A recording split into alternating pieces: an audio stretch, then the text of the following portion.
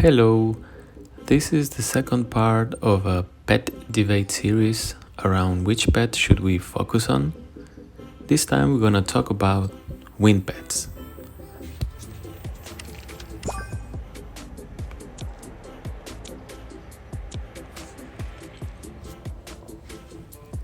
Unlike the fire pets, most wind pets do physical damage, except for the UR pets, because their skills are based on the main character stats.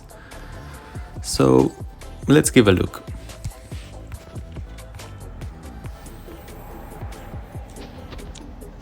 Lil White, we get one of these at the very beginning of the game. I would say it is Oracle friendly for the early game. With the frozen skill, you can freeze multiple targets. Sadly, that doesn't work with beast or bosses, but it's fun for a bit. You will have to leave him soon enough. He's just too cute not to have. And starting with the SSRs, we have the Phoenix. I think it's another pet that plays a similar role, but instead of freeze, the Storm Force knocks enemies into the air, which is one of the weakest control effects in my opinion. But this pet also gives you a little bit of lifesteal, 12% of the damage it does. And that can be helpful at the early game when your character is still squishy, but for the long run is really not that useful.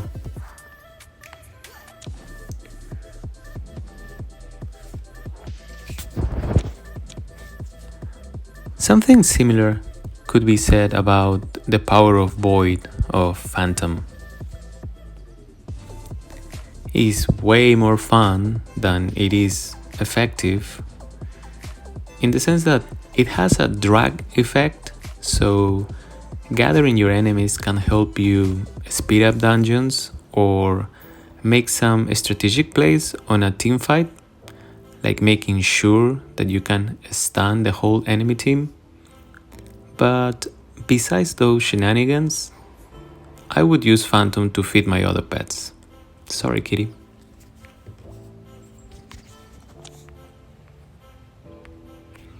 You know what? Let's finish with the quadrupeds first. So let's go to Silver Moon. His skill does 4 hits for a total of 4 hits, 343 each, so almost near to 1400 damage. But then again, these percentages is based on the pet damage. Now, the good thing about Silver Moon is that it never misses. You cast it and he will always hit. And given that it is a single target attack, it might be more effective in a 1v1. But still, you don't see many Silver Moon users around. And there are many other pets that offer way more than just pure damage. So let's go to the next one. Frost Tiger. Frost Claw can do extra damage to shields. Let's check. Yes. So it could work on very specific situations. I remember when we had a smaller server before the merge, we were dominated by swordmen, and it made sense to try on this pet. But now not so much. I also would add, it's just like Lava Lord for intelligence. Frost Tiger has the highest strength aptitude from the SSRs, 1361, making him a great support pet. I would recommend to save your copies. And now let's talk about two of the strongest SSRs. First, Master Panda. The damage of his skill is pretty mediocre, but getting a 3-second stun is totally awesome on any fight situation. Now, of course, it only has 80% chance to get the effect, but if you do get it, which you will most of the time, it could change the tides of a fight. And it's also an AoE stun, so it can be pretty annoying in a team fight or even on Titan Island. And now my personal favorite is, of course, Cyclone. He's an all-rounder, trustworthy fella, provides both damage and crowd control. The wind force has 60% chance to root your enemy for 1 second, but given that you are hitting every half a second for 5 full seconds means that if you land this skill correctly, you're most likely gonna trap your rival. And being able to outmaneuver your rivals is priceless. He will get outclassed by UR pets. Otherwise, I think he would be top pet on my book. If you are free to play, this one is your safest choice. And lastly, these UR pets. Let's go with Angel. Well, to get an Angel, you need to collect 60 feathers. She has a pretty sick damage, especially if you charge. Like, you can charge the skill in the air for at least 3 seconds in order to get full damage from the Divine Judge. Plus, the mobility is pretty good.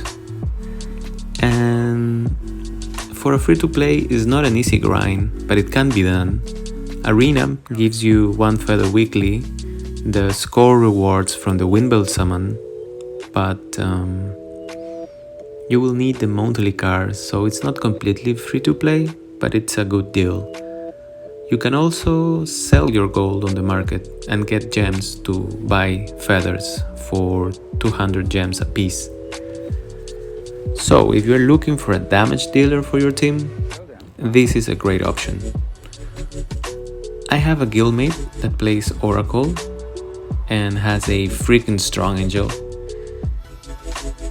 He actually has a YouTube channel as well, so shout out to Mark. Check out his videos at markmangoc. And to wrap it up, Gale. Well, he's definitely strong. Don't get me wrong, just he's not appealing for a mage. You need to get closer to get the full effect of the Sword Storm, and getting close is hardly ever a good move for a mage, unless you are chasing an Oracle or an Archer or another mage. So maybe it's not completely out of the question to have one. I just would not recommend it for range attack. But for rogues and swordmen, this is a gem. It can remove slow, it can remove the buffs from the enemies with every slash. Me personally, I'm not using it, but it helps me a lot with physical defense on the pet array. So thank you very much, Gale.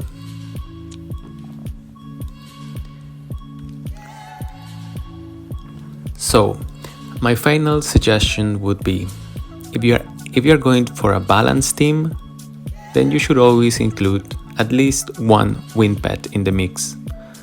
Either Cyclone or Panda can be a good pick, because the combination of damage and crowd control is just too effective. Yes. Get an Angel if you're looking to deal damage, or Gale if you are a melee character. And as I always say, use that transmog option and have fun testing things around. It's the only way you can find what goes well with your playstyle. On the next video, we're gonna finish talking with the Earth Pets And for sure there are way more things to discuss here. But for now, it's bye bye.